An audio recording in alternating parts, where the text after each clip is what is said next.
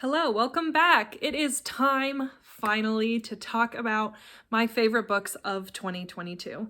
This video, I cannot believe that I'm actually filming this video right now. It has been a pretty crazy yet fun past 8 months or so that I've been making videos on this platform, and I'm so grateful and thankful for everybody who watches my videos and comments and subscribes and all of those things. So I have my top 10 books of 2022 to share with you today, and I'm not going to harp on these too much because most of these you've heard me talk about in at least one video, if not more, if you've seen my channel or been following my videos. And it is such a surprise to me that only 2 of these books are thrillers. That to me is crazy. Most of these books are actually, wait for it, historical fiction. What? Who freaking am I? It's crazy to me that this year has totally been the year of historical fiction for me, but that is not what I typically read. Historically, I am a thriller reader, and I would sprinkle some other things in there, but really the past year has been all about the historical fiction for me, and it's crazy too because some of you on this platform think of me as like, oh, Lena reads historical fiction, but that really wasn't the case until the past year. I'm totally living for it though. I'm here for it. I have a lot more videos planned around historical fiction books in the next year. I'm going to start with the 2 books that I don't own physically. The first being I'm Glad My Mom Died by Jeanette McCurdy. I don't think this is any surprise to anybody. I think this is going to be on a lot of people's best books of the year list. But if you are living under a rock and don't know about this book, Jeanette McCurdy was on the show iCarly on Nickelodeon, and she was a child actress. And then she stopped acting, and nobody really knew why until this book came out, and we learned that her mother actually was very abusive and a narcissist, and we learned a lot of the childhood trauma that was inflicted on her because of her mother. I think it's a really great discussion on some of the darker sides of Hollywood and show business that a lot of us don't get to see. And I think it goes to show that something that looks glamorous and exciting on the outside can actually have a very dark side to it. And I highly recommend the audio version of this because Jeanette does narrate it herself. And at one point she gets choked up when she's talking about her experience with her mother. And it was just so moving and so great. Like, I can't imagine physically reading this book and not hearing all of those words in Jeanette's own voice. The next book I'm going to talk about is The Sound of Gravel by Ruth Werner, and I read this book in February and I was just blown away. I also listened to this on audio, and this is a memoir about a woman who grew up in a polygamous cult, and this is different from some of the other polygamous cult books that you might hear about. The Werner family definitely wasn't part of the big main polygamous cult that you often hear about in the media, but there are definitely similarities.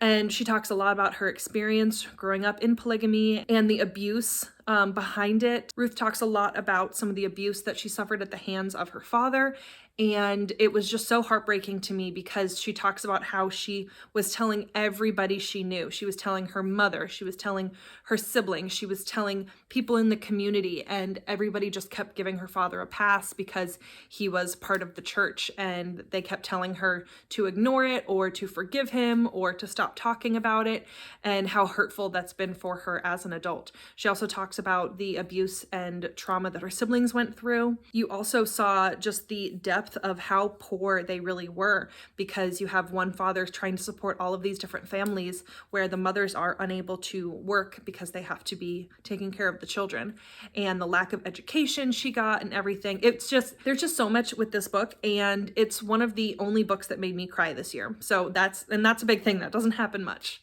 All right, let's move on to talking about my 2 favorite thrillers of the year. The first being Defending Jacob by William Landay. I read this in, I think, May when I went to the beach, and I remember sitting on the beach and just feeling like, okay, I should close this book and like go in the water or talk to my family, but I just didn't want to. I just wanted to keep reading this. So this book is about a man who is a lawyer, and his son is actually accused of murder. And so this lawyer has that moral dilemma of trying to support his son, but he obviously can't be the lawyer for his own son. So he's kind of on the other side of being a lawyer. And the whole book, you go through it and you really don't know whether or not Jacob committed the murder. And there's some really great court scenes in here. There's a really great twist on the end. Initially, when I finished this book, I rated it 4 stars, but I just kept thinking about the ending, and so I ended up bumping up my rating to a 5-star. And I continue to think about it, and so this definitely is one of my favorite books of the year. And I also really like this because William Landay's writing is very similar to Jodi Picoult or Lucinda Berry, so if you like those types of books, I think you would like this one. My other favorite thriller of the year is also one that I initially gave 4 stars and then bumped it up to a 5, and that is 56 Days by Catherine Ryan Howard. This is the only book of Catherine Ryan Howard's that I've read, but I have a couple on my TBR or on my wish list to read next year. But this is basically a pandemic thriller talking about the beginning of the pandemic in 2020 in Ireland. So this couple in Dublin meets and they start dating and they realize, like, hey, we're really into each other. And then the lockdown happens and they kind of decide, well, we don't want to keep this good momentum going. You know, we don't want to spend a couple weeks apart. Let's see what happens. Let's go into lockdown together. Let's move in together and kind of see what happens. See if we can, you know, build a relationship in the midst of this pandemic. So that's what they do. And then some strange things start happening. She starts revealing some secrets about this guy that she didn't know. And this also has some really good twists in it, some things that you didn't see coming. And I really appreciated that. I felt like it moved quick. And you start this book at day 56 when these people have known each other for 56 days and there's a dead body in an apartment. And then you go back to day 1 and you kind of build your way back up. And I just really liked how that went. So you knew exactly which day you were on. And as we got closer and closer to the 56th day, I was like, who was this dead body? What is happening? How is this gonna all be resolved? It did have a very nice, satisfying ending. So this was definitely a good one. And again, this is one that when I originally finished, I didn't think it would be on my favorites list of the year. All right, here's another one that if you had told me last year, hey, Lena, a book like this is going to be on your favorite books of 2022, I would have said you're crazy. But it is The Measure by Nikki Erlich. And this is technically a sci-fi novel. It was on the sci-fi category for Goodreads. It was also in the category for the Goodreads Choice Awards for a debut. And so this is Nikki Erlich's debut, which I still cannot believe. It does not read like a debut at all. Basically, I picked up this book because my friend Gwen, I talk about her a lot on this channel. She has a podcast, Talk Bookish to Me, and she has a Patreon for that podcast. We're called The Night Owls. And she wanted to do a summer buddy read. And she messaged me and said, hey, I'm thinking about doing this buddy read. What do you think?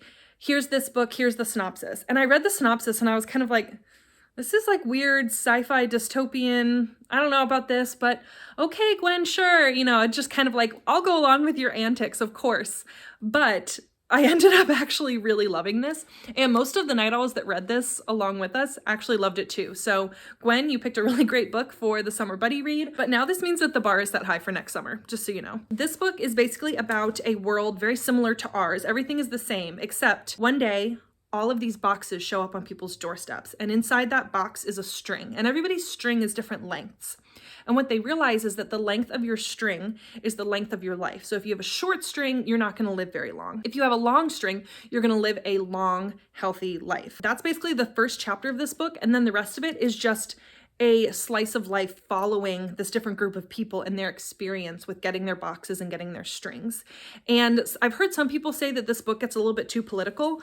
I feel like the politics in this book kind of matched the storyline and some of the arguments that were put forth. And I felt like the author hit every dynamic of this that you possibly could. I felt like as I was reading this book, I was going through thinking, well, yeah, what about with the military? They address that. Okay, well, what about with suicide? They address that. Okay, what about politics? They address that. And everything that I could think of, she addressed in this book. It's like she knew this world and these strings and what was going to happen with them back and forth. There are quite a few characters, but they are introduced very well. It's like you're following a couple of characters and then you realize, oh, now we have a new character introduced. And then you're following those characters for a while and then a couple more introduced. I never felt like it was too character heavy. I never felt like it was too character driven. I felt like it had a good mix of character driven and plot driven. And I mean, that cover, like, can we just look at this cover for a second? I originally listened to this on audio and then loved it so much that when I saw it was on sale, I got myself a copy, and it has deckled edges, which I have the unpopular opinion of liking, but so I'm happy I own this one now. Don't be afraid of the word science fiction in this, because literally the only thing that's science fiction about it is the actual strings themselves. That's literally the only part. All right, we are down to my top 5 books of the year, and they are all historical fiction, which is crazy. At number 5, we have All the Ugly and Wonderful Things by Bryn Greenwood. I read this because my friend Jackie from the channel Jacqueline thought that I would really like this, and I really did. I thought this was going to be an age gap romance, which it kind of was, but it really is more of the friendship between a girl and a boy as they're growing up together. And yes, there's a little bit of an age gap, but you really are just following this girl's life as much as you're following her relationship. So this book is about Wavy, and Wavy has a pretty rough childhood, a pretty rough past. Parents aren't really involved. Family doesn't really help out. So when she meets this tall, dark, awkward biker, she befriends him very quickly, and he really helps her come out of her shell. He encourages her to talk more, to stay in school, and really helps her grow up, and he kind of protects her as she's going through this very rough hand that she was dealt. And while there is a pretty decent age gap between them, nothing physical happens until she is of consensual age, and so I appreciated that. And you learn about how her life was affected by addiction, by alcoholism, by people seeing her as less than because of the way she was raised and where she comes from. And this was just a really beautiful story, and I didn't feel like grossed out by the relationship or anything. This is another one that I didn't think I would love, and I ended up really, really enjoying. Next, we have Keeping Lucy by T. Greenwood. So this is about a couple in the 60s that give birth to a daughter, and that daughter has Down syndrome. So unbeknownst to the mother, the husband has Lucy sent away to a special school or a home for children with disabilities. Really, it was an asylum. But the mother doesn't know what type of facility her daughter is in, and by the time she is able to visit her daughter years later, she realizes what a horrible place it is and how they are neglecting the children and leaving the children in dirty diapers, and she had lice and worms and things like that. And so this mother doesn't really know what to do, but she knows she can't leave her daughter in this horrible place. So she just snatches her and goes on the run with her. So there's a lot of road trip in this. They actually drive through the Blue Ridge Mountains, which is where I live. So that was kind of cool to read about. And so you're basically learning along with this mother how to protect her child and how to care for her. And you guys know I love the trope of how far would you go to keep your child safe. And this woman went to any length she could to keep her daughter safe. All right, these next 2 books are by the same author, and this is an author that I have discovered this year. I've read 3 books by this author, and I have one on my TBR. And the first of these is Big Lies in a Small Town, and the author is Diane Chamberlain. Once again, never an author that I thought I would be into. I thought Diane Chamberlain was like a Nicholas Sparks or like a Debbie Macomber or something, but she writes some really good, hard-hitting, suspenseful historical fiction novels, and I especially like that a lot of her novels are dual timeline. So this one specifically is 2 timelines, one being a woman who is told you need to recover this painting. You need to restore it. This old painting, you need to restore it so we can put it in this gallery. And then you have the other timeline of the artist who created the painting. And she never finished the painting, and it never was hung in the place it was supposed to be hung. There's some lore behind this painting because supposedly in the 40s, the woman who created the painting never finished it because she went mad during the process. And so you're following both timelines, current day, while the painting is being restored, but also in the 1940s in North Carolina when the painting was being created. And there's a lot of discussion on gender, on race, inequality, and there's so many really good hard-hitting topics that she covers in this. The way we look at people, the way we look at those that have been incarcerated, and I just really appreciated how all of that was done. And there's like a little bit of romance in it too, which definitely helps, and I did appreciate that. It wasn't overly romantic, but it definitely added to the plot, which I appreciate. And then my other favorite book by Diane Chamberlain from this year is The Dream Daughter. And this is about a woman in the 70s who is told that her unborn baby has a congenital heart defect. In the 1970s, the technology that is needed to save her baby does not yet exist. And then somebody in her life comes up to her and says, hey, what if I told you I could transport you in time forward to the year 2000 where you can get the surgery that you need? And so it is a little bit like sci-fi mystical in that aspect, but it's very well done and it makes sense and it didn't feel like mystical at all. It felt very concrete and like, oh yeah, that seems like that would happen. That seems like that could make sense. That could work. The time travel element didn't at all seem like something that could never happen or is out of the realm of possibility. And I appreciated that. And there's just so many things that I didn't think of with a time travel trope and going forward in time. Phones, cell phones, TV, people that have died. She asks about the Beatles, things like that. And so I loved the 70s vibes. I loved the representation of the female scientists in this book. And once again, how far would you go for your child trope? This woman literally went to a different time to save her daughter. And this story in particular is very special to me and close to my heart because I do have a nephew that was diagnosed with hypoplastic left heart syndrome, which is exactly what this baby has in this book. And he did have the surgery that they talk about. And I just got so emotional thinking, what if we lived in a time where he wasn't able to get the surgery that he did and where we weren't able to have the 2 years with him that we did. And so that is one of the reasons that this book is definitely on my new list of favorites because it hits close to home and I appreciated the way it was gone about. And congenital heart defects aren't really discussed all that much in literature, so I really appreciated that aspect as well. And now we've come to my favorite book of 2022, and nobody is going to be surprised. It is The Lost Girls of Willowbrook by Ellen Marie Wiseman. So this book I learned about through my friend Jackie, and I read the synopsis and I was like, oh my gosh, I have to read this book. So I took a chance and I reached out to the publisher and they actually sent me this copy, and I will probably keep this copy forever because it was the first copy that I received from a publisher, and I'm very, very thankful for it because it was a freaking 5-star book. Like 20 million star book. So this is a work of fiction, but it is based on real events that happened at this place called Willowbrook. It's a school in Staten Island, New York, and it was shut down due to abuse and neglect of the patients there and bad conditions and things like that. And so a lot of the things in this book that happened are real events that happened, and a lot of the characters are based on real people, but this is a work of fiction. But this follows Sage, and Sage is a twin, and her twin Rosemary was committed to Willowbrook School when she was younger.